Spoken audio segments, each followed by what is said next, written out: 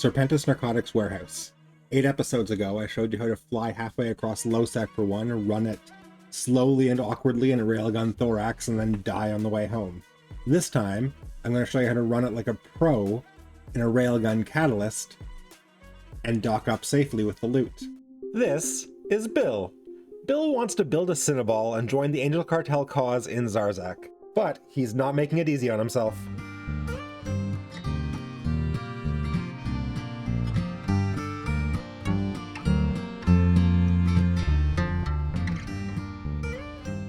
Cassie had blasters fit to her and we needed railguns for this. We only had 2 meta railguns that we had looted so far. We had 1 Scout Accelerator 150mm cannon and 1 150mm compressed coil gun 1. So we bought 150mm railgun 1 blueprint, 150,000 disc. Built 6 of them, and now we've got a full rack of 150s loaded up with thorium. In the mids, we have an afterburner and a capacitor battery, which will let us almost perma-run the small armor repairer we have in the lows.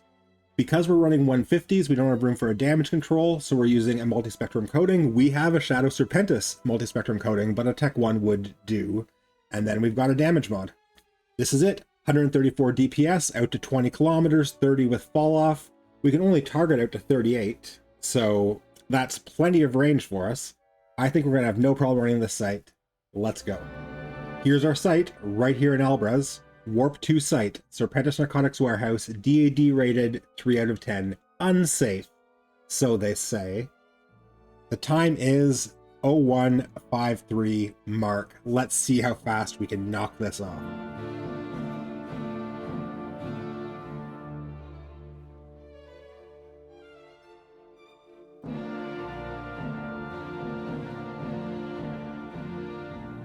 So we're just going to keep them all at range, 20 kilometers, take out the groups one at a time.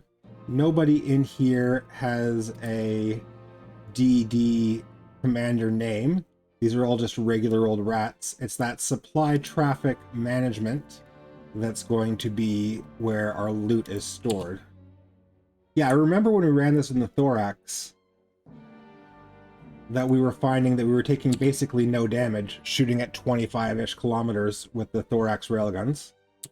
So I feel like as long as we maintain our range against these guys, we're going to find, again, similarly, that our tank is not tested at all, which is good, because with no damage control and an armor rep, our tank is pretty light.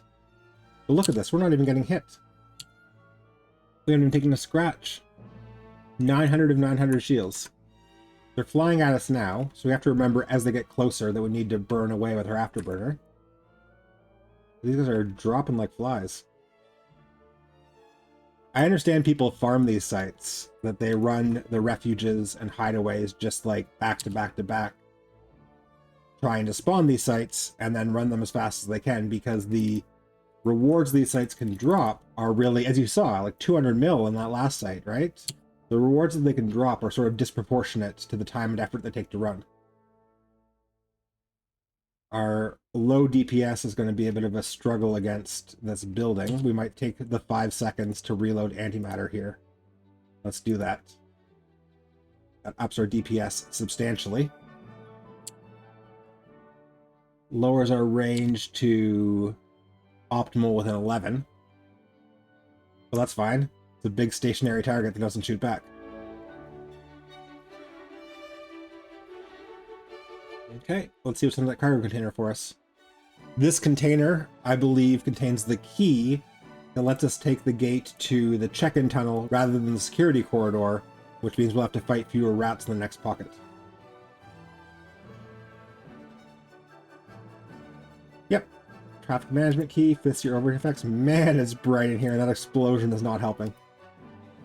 To the check-in tunnel we go. Yeah, these guys spawn kind of close to us, so we need to burn away immediately. We still have antimatter loaded. I might just use it to take out these first 3 guys. I had intended to reload to thorium before we got into this pocket, but this turns out to be a happy accident. These guys are right in optimal antimatter range. And then we can load thorium and target the next guys.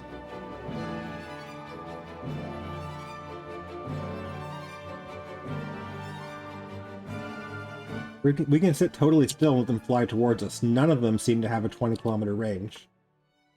So we don't really have to start flying away and kiting until they start getting close to us, but we're killing them too fast.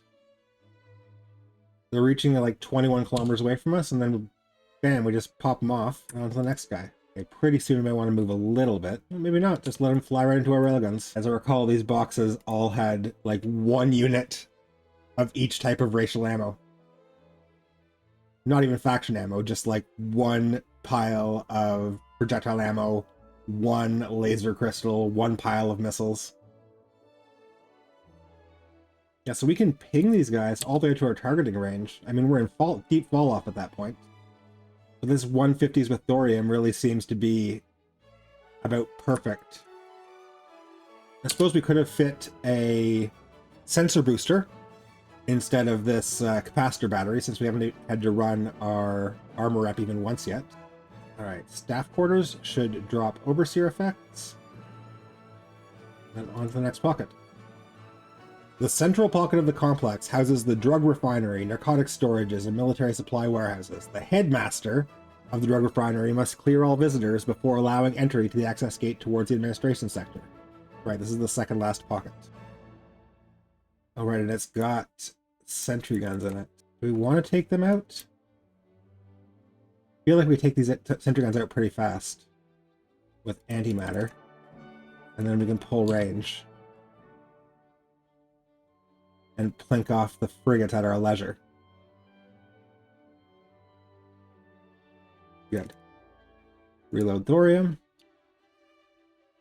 Guys are closer than we'd like, but we're pulling range. Yeah, I was a little bit worried that we were going to need a micro warp drive in here to actually maintain range properly, but this afterburner is doing the job just fine. There's a lot of them in here. It's not very scary when they go down this fast. Oh, this guy's gotten too close for comfort.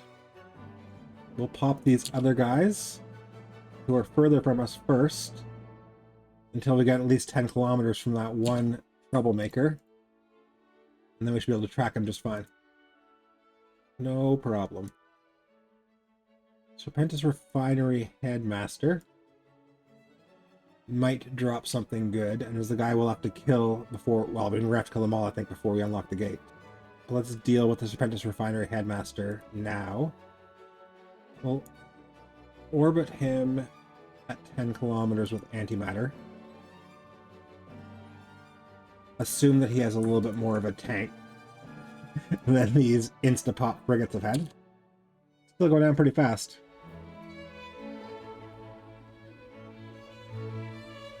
Still a whole bunch of frigates to deal with. Back to the thorium.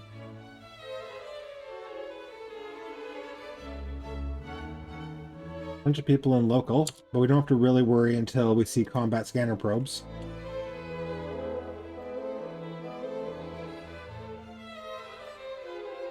We have not yet dropped below 90% shields in our armor-fit destroyer in this site. There's a couple more sentry towers, but they don't seem to be really causing us any trouble.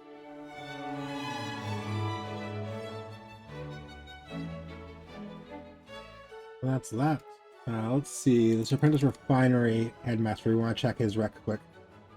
I don't think we need to bother shooting these 2 useless sentry towers. Yep, okay, that was worth it. We're not going to loot the field here. We're going to dive straight in. I don't want any of the people in the system to get the idea to combat probe me.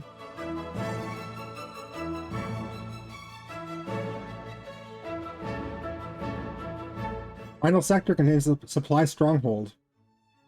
I'm pretty sure we can actually just take out the Serpentis supply stronghold. Although I feel like we actually, probably given how little tank we have, do need to deal with some of these guys first. If you have enough tank to do so, that Serpentis supply stronghold is going to have all of the relevant loot in it. You can just dive in there, kill it, loot it, get out. There's nothing here you need to unlock. But we're probably not in something hardy enough to get away with that. Let's try and pick these guys off one group at a time.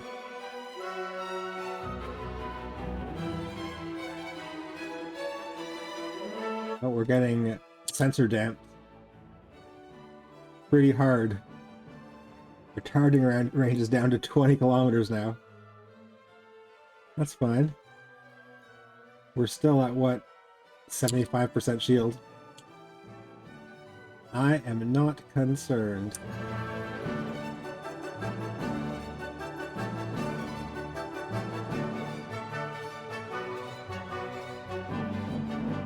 There is a named cruiser here as well.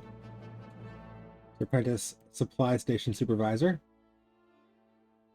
We don't want him getting close to us. He's doing actually some actual damage.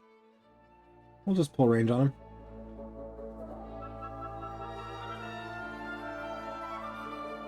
Supervisor down. Good, those guys are too close for comfort. But we still track them just fine. We've got system to ourselves again. Do we go for it now? Do we go for just killing the supply stronghold?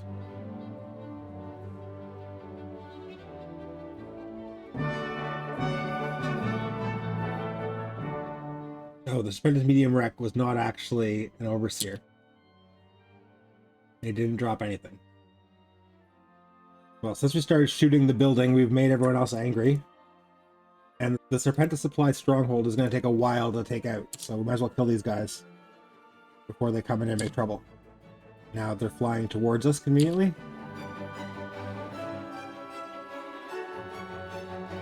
The last 4 of them.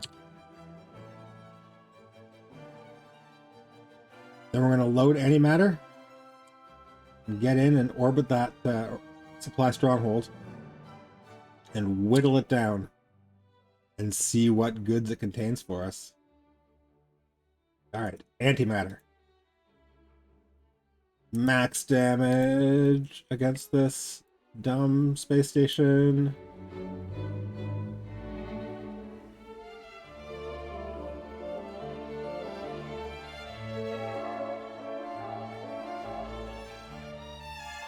I swear whittling down the station's structure hit points is taking as long as running the rest of the site.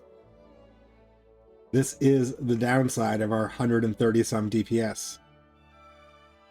I guess it's more than that. No, okay. It's like 180 with antimatter. Respectable. But I guess this is a station that we're talking about here.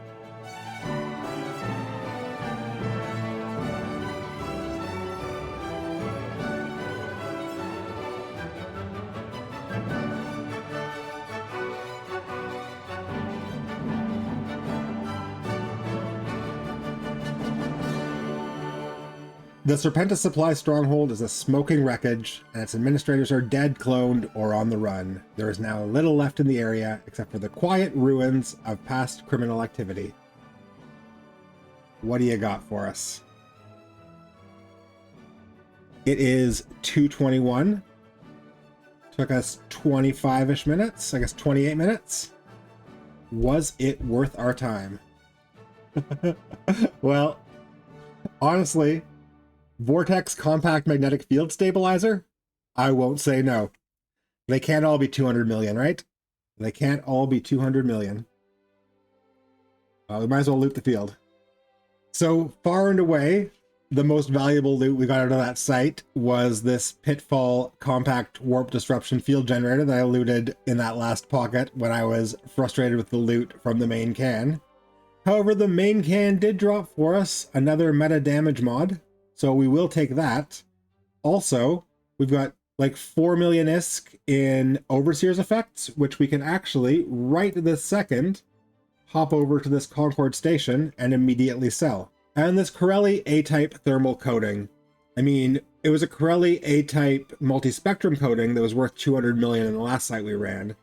In a way, we're more likely to actually use this since Serpentis rats deal thermal and kinetic.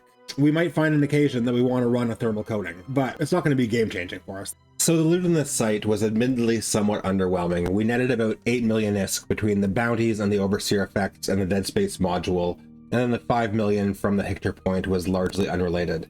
So 8 million ISK for a little bit less than half an hour of our time. That's honestly pretty good for us where we're at right now. It's certainly out-earning our belt ratting. but 8 million ISK is not making anybody wealthy. And yet I keep referring to this site as the most profitable site in LowSec. I'm not just being absurdly hyperbolic here. To understand why this site, the Serpentis 3 out of 10, is so good, we really have to talk about something we haven't talked about since I think episode 3, which is the tiers of modules. Basically every module in the game falls into one of these tiers, roughly organized from worst to best. We're already familiar with the big leaps in effectiveness from civilian to Tech 1 to meta, and then Tech 2 modules, which we haven't had access to yet, are another pretty big leap again beyond that. Then things get pretty close between the Tech 2 modules, the storyline, and the faction modules. There can even be some variance on the specific modules as to whether the faction is better than the storyline or vice versa. And then above faction modules, the next step up is Dead Space. And Dead Space is generally as good as it gets, with the exception of officer modules, which are so rare and expensive that unless you're fitting out a capital ship or like a super rare Alliance tournament prize ship, you might as well just forget about them. So Dead Space modules are pretty serious bling, and every DED site you run is generally going to drop at least one, sometimes 3 or 4 of them. But not every Dead Space module comes with a bling price tag attached. Some of them are worth hundreds of millions of ISK, but some of them are worth hundreds of thousands of ISK. You're rolling the dice each time. But you don't have to roll the dice completely blind. If you understand a few quirks about how the loot tables of these sites are put together, you can really limit the deck of potential loot drops that you're drawing from when you run one. To dive deeper into this, we first have to understand that Dead Space modules themselves come in several tiers of effectiveness. There's C types, B types, A types, and X types in roughly ascending order of quality and thus usually price. And any given DED site is always going to drop the same sub-tier of Dead Space module. The DED 3 of 10 that we just ran always drops A-type modules. In fact, all 1 of 10s drop C-types, all 2 of 10s drop B-types, all 3 of 10s drop A-types, and then it repeats. And the 10 out of 10s drop the X-types.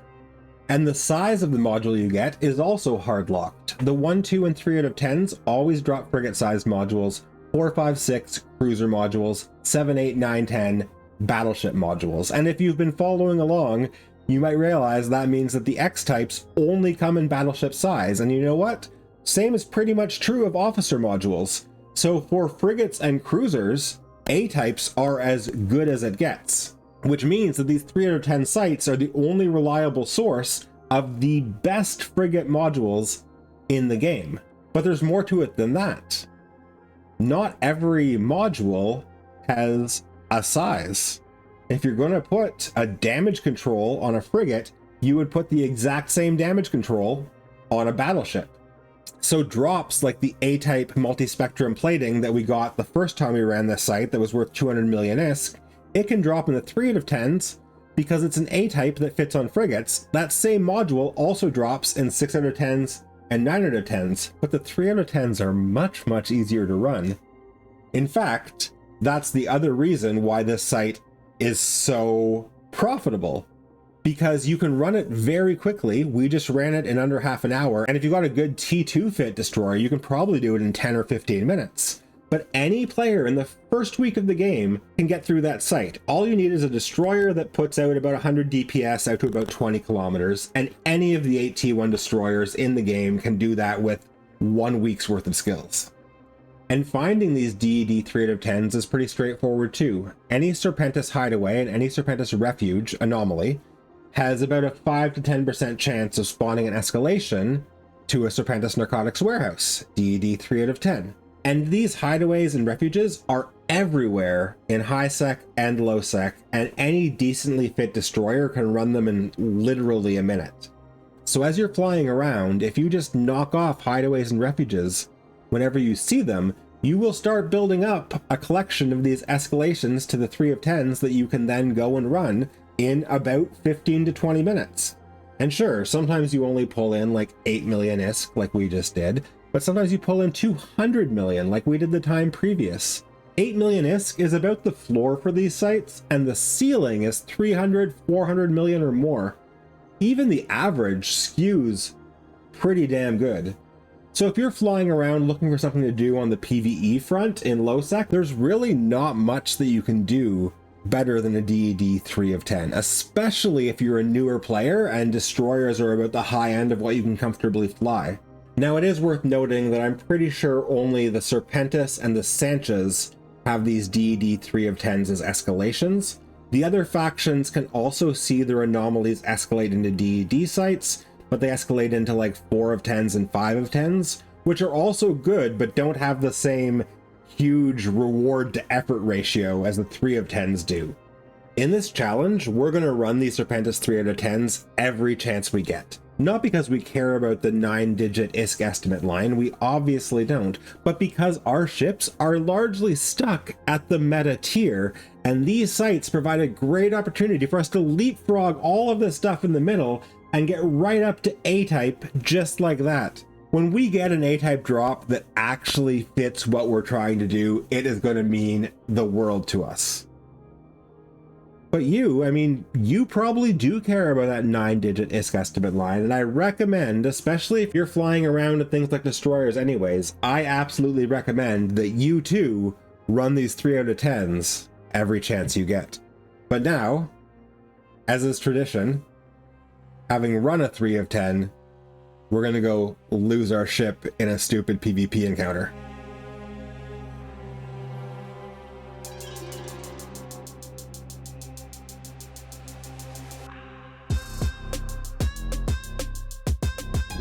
Loki.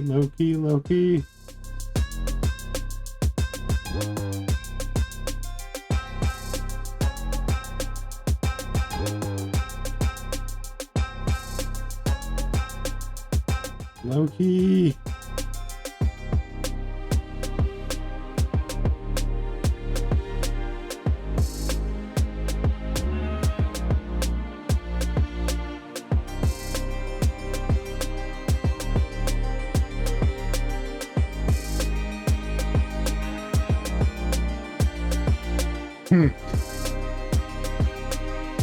That was entirely my fault. He was so slow on the draw there. I was just really not on the ball. I thought I clicked warp out. It's frustrating. But we have so much stuff in backup. Good fight, Mitch. Farewell, Cassie. You more than did your job.